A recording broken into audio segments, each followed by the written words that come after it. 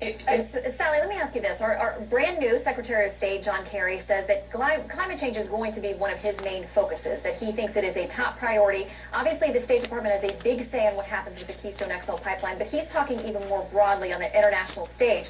With all of the things that we are facing as a country at home and abroad, do you think that climate change should be the top priority for the Secretary of State? You know, I think climate change should be a top priority for all of us. Look, 97% of scientists and reasonable Democrats and conservatives believe in climate change and its man-made causes.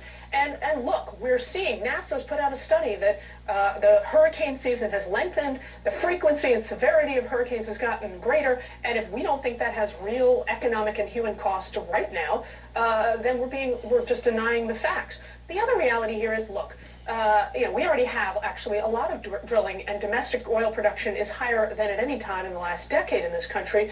The question is, look, is this president going to lead us to the future or just dwell on jobs in the economy of the past?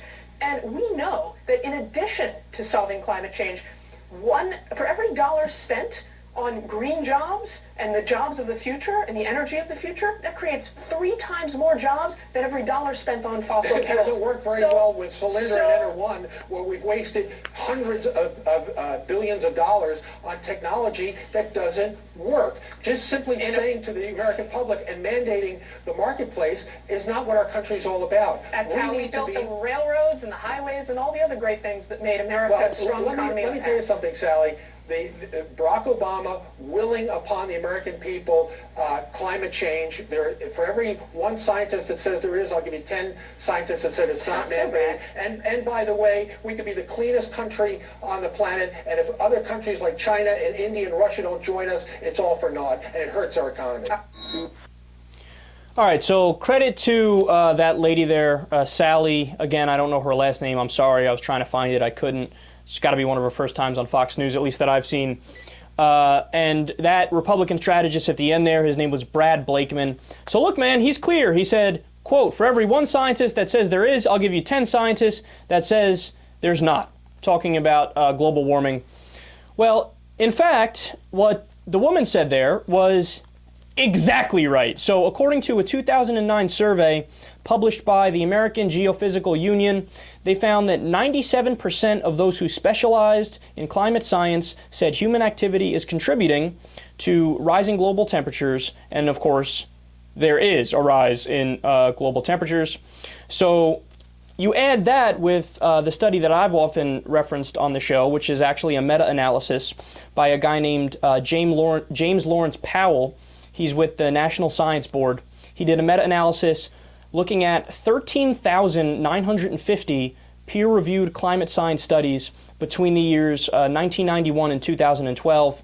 Of those 13,950, only 24 of the studies reject man-made global warming. So as a percentage, that is 99.8% of the studies. So the reality is that, here are the facts. Somewhere between 97% and 99.8% of the experts in the field say that global warming is real, it's happening, and it's largely man-made. Yet Fox News and Republican strategist Brad Blakeman go out there and say the opposite. Now do you guys realize why Fox News is a clown organization? Look, they get paid by the richest people in the country, the big businesses, the top 1%, the oil lobby, and they get paid to deny facts. So they can keep making money, and we don't move to a renewable green energy economy.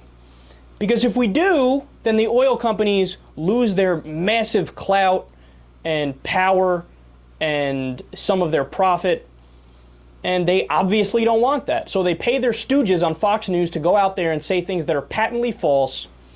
And probably the most egregious of everything he said there, and it all was egregious, is the idea that